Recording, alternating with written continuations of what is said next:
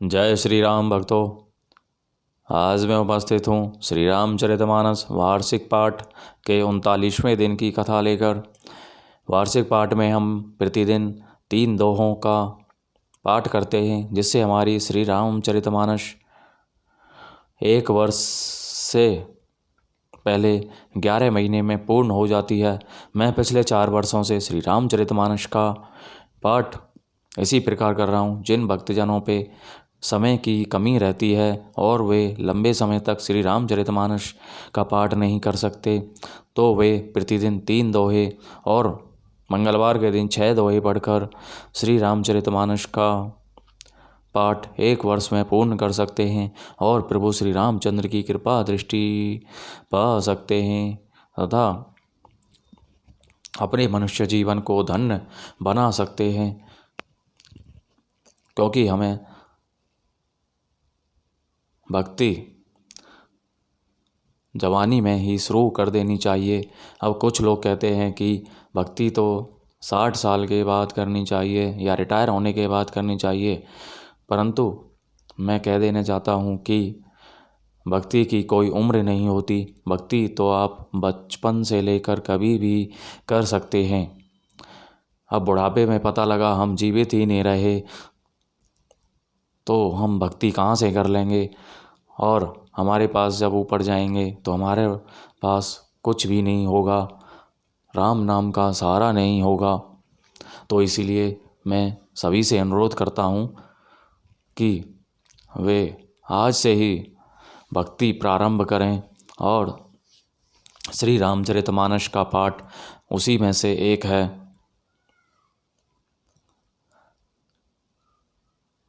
तो बोलो जय श्री राम। तो आज के दिन की हम कथा शुरू करते हैं। कथा के आरंभ से पहले हम सभी देव देवताओं का आह्वान करते हैं, गुरुजनों का आह्वान करते हैं कि वे भी हमें हमारी श्री रामचरितमानस में सम्मिलित हों और हमें श्री रामचरितमानस पाठ का संपूर्ण फल प्राप्त हो। प्रभु श्री रामचंद्र सभी पर कृपा दृष्टि बनाएं। बोलो जय शिव शंभू, जय भोलेनाथ। जिन्होंने श्री राम नाम की रचना की और संसार जगत को राम नाम प्रदान किया, श्री वाल्मीकि जी जिन्होंने सर्वप्रथम श्री रामचरितमानस की रचना की, श्री तुलसीदास जी जिन्होंने कलयुग में श्री रामचरितमानस की रचना करके आम जन भाषा में श्री रामचरितमानस की रचना की। जय बजरंगबली जो श्री रामचंद्र जी के परम भक्त हैं, उसी प्रकार की भक्ति हमें भी प्राप्त हो, ऐसा जानकर श्री रामचरितमानस का हम आरंभ करते हैं। बोलो जय सरस्वती माता की जय, जो ज्ञान की देवी हैं, जिन्होंने हमें ज्ञान प्रदान किया, पढ़ने योग्य बनाया, उन्हीं की जय। जय श्री राम। तो आरंभ करते हैं भक्तजनों। बिरचेऊ मग महू नगर ते ही सत्य जो जन विस्तार, श्रीनिवास पुरते अधिक रचना विविध प्रकार, मंगल भवने अमंगल हारी, द्रवौ सुदशरथ अजरे बिहारी। उस हरि माया ने रास्ते में 100 योजन 400 कोस का एक नगर रचा। उस नगर की भांति भांति की रचनाएं लक्ष्मी निवास भगवान विष्णु के नगर वैकुंठ से भी अधिक सुंदर थीं। बसे ही नगर सुंदर नर नारी, जनु बहु मन से रति तनुधारी, ते ही पुर बसई शील निधि राजा, ए गणित है गए सैन समाजा। उस नगर में ऐसे सुंदर नर नारी बसते थे मानो बहुत से कामदेव और उसकी स्त्री रति ही मनुष्य शरीर धारण किए हुए हों। उस नगर में शील निधि नाम का राजा रहता था, जिसके यहाँ असंख्य घोड़े, हाथी और सेना के समूह टुकड़ियाँ थे। सत्य सोरे से समय विभव विलासा, रूप तेज बल नीति निवासा, विश्व मोहिनी तासु कुमारी, श्री विमोह सूर रूप निहारी। उसका वैभव और विलास 100 इंद्रों के समान था। वह रूप, तेज, बल और नीति का घर था। उसके विश्व मोहिनी नाम की एक ऐसी रूपवती कन्या थी, जिस के रूप को देखकर लक्ष्मी जी भी मोहित हो जाएं। सोई हरि माया सब गुण खानी, शोभा तासु की जाई बखानी। करई स्वयंवर सो नृप बाला, आए तहें अगणित महिपाला। वह सब गुणों की खान भगवान की माया ही थी, उसकी शोभा का वर्णन कैसे किया जा सकता है। वह राजकुमारी स्वयंवर करना चाहती थी, इससे वहाँ अगणित राजा आए हुए थे। मुनि कौतुकी नगर ते ही गयो, पुरवासिन ने सब पूछत भयो। सुनी सब चरित्र भूप ग्रह आए, करी पूजा नृप मुनि बैठाए।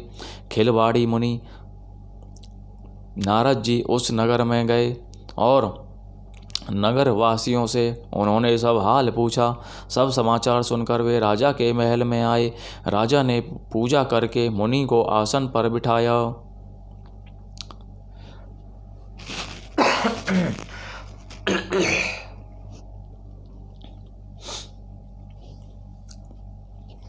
विश्व मोहिनी का स्वयंवर, शिवगणों को तथा भगवान को श्राप और नारद का मोहभंग। आनी दिखाई नारद ही भूपति राजकुमारी, कहो नाथ गुण दोष सब एही के हृदय विचारी। फिर राजा ने राजकुमारी को लाकर नारद जी को दिखलाया और पूछा कि हे नाथ, आप अपने हृदय में विचार कर इसके सब गुण दोष कहिए। देख रूप मुनि बिरती विसारी, बड़ी बार लगी रहे निहारी। तासु लक्षण तासु बिलो की भोलाने, हृदय हरस नहीं प्रगट बखाने। उसके रूप को देखकर मुनि वैराग्य भूल गए और बड़ी देर तक उसकी ओर देखते ही रह गए। उसके लक्षण देखकर मुनि अपने आप को ही भी भूल गए और हृदय में हर्षित हुए, पर प्रकट रूप में उन लक्षणों को नहीं कहा। जो एहि बरई अमर सोई होई, समर भूमि ते ही जीतन कोई। से भी सकल चराचर ताही, बरई शील निधि कन्या जाही। लक्षणों को सोचकर वे मन में कहने लगे कि जो इसे ब्याहेगा वह अमर हो जाएगा और रणभूमि में कोई उसे जीत नहीं सकेगा। यह शील निधि की कन्या जिसको वरेगी, सब चर अचर जीव उसकी सेवा करेंगे। लक्षण सब विचारी और राखे, कछुक बनाई भूप सन भासे। सुता सुलक्षण कही नृप पाही, नारद चले सोच मन माही। सब लक्षणों को विचार कर मुनि ने अपने हृदय में रख लिया और राजा से कुछ अपनी ओर से बनाकर कह दिया। राजा से लड़की के सुलक्षण कहकर नारद जी चल दिए, पर उसके मन में यह चिंता थी कि करऊं जाई सोई जतन विचारी, जेहि प्रकार मोही बरे कुमारी।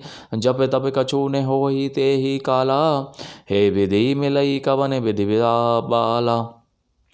मैं जाकर सोच विचार कर अब वही उपाय करूं जिससे यह कन्या मुझे ही वरे। इस समय जब तब से तो कुछ हो नहीं सकता। हे विधाता, मुझे यह कन्या किस तरह मिलेगी। यही अवसर चाहिए परम शोभा रूप विशाल, जो बिलो की रीजय कुंवरी तब मेले जयमाल। इस समय तो बड़ी भारी शोभा और विशाल सुंदर रूप चाहिए, जिसे देखकर राजकुमारी मुझ पर रीझ जाए और तब जयमाल मेरे गले में डाल दे। बोलो जय सियावर रामचंद्र की जय। तो इस प्रकार भक्तजनों, मुनि नारद जी के मन में भी काम के अंकुर फूट गए और वे भी अपनी कामदेव पर विजय जो उन्होंने प्राप्त की थी उसको भूल गए। यही प्रभु श्री हरि श्री राम की असली माया है। हरि सन मांगो सुंदरताई, होई ही जात गहरो अति भाई। मोरे हित हरि सम नहीं को, एही अवसर सहाय सोई हो। एक काम करूं कि भगवान से सुंदरता मांगूं, पर भाई उनके पास जाने में तो बहुत देर हो जाएगी, किंतु श्री हरि के समान मेरा हितु भी कोई नहीं है, इसलिए इस समय वे ही मेरे सहायक हैं। बहुविधि विनय कीनी ते ही काला, प्रगटे ओ प्रभु कौतिकी कृपाला, प्रभु बिलो की मुनि नयन जुड़ाने, होई ही काजो ही है हरिशाने। उस समय नारद जी ने भगवान की बहुत प्रकार से विनती की। तब लीला में कृपालु प्रभु वहीं प्रकट हो गए। स्वामी को देखकर नारद जी के नेत्र शीतल हो गए और मन में बड़े ही हर्षित हुए कि अब तो काम बन ही जाएगा। अति आरती कही कथा सुनाई, हरे हो कृपा करी हो सहाई, आपन रूप देहूँ प्रभु मोही, आने भांति नहीं पावों ओही। नारद जी ने बहुत आर्त दीन होकर सब कथा कह सुनाई और प्रार्थना की कि कृपा कीजिए और कृपा करके मेरे सहायक बनिए। हे प्रभु, आप अपना रूप मुझको दीजिए और किस प्रकार मैं उस राजकन्या को नहीं पा सकता।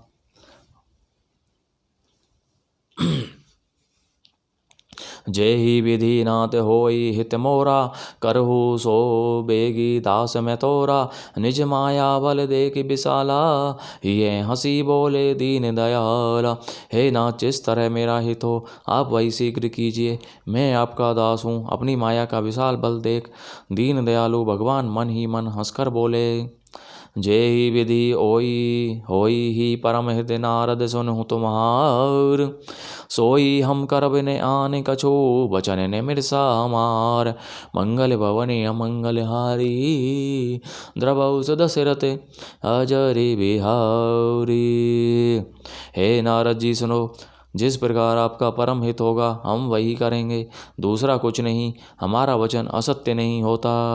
बोलो जय श्यावर रामचंद्र की जय। तो इस प्रकार भक्तजनों, आज की कथा का विराम यहीं पर होता है। आज की कथा में हमने जाना कि श्री हरि अपनी माया के द्वारा एक बहुत ही खूबसूरत नगर की रचना करते हैं और वहाँ पर एक सुंदर राजकुमारी का स्वयंवर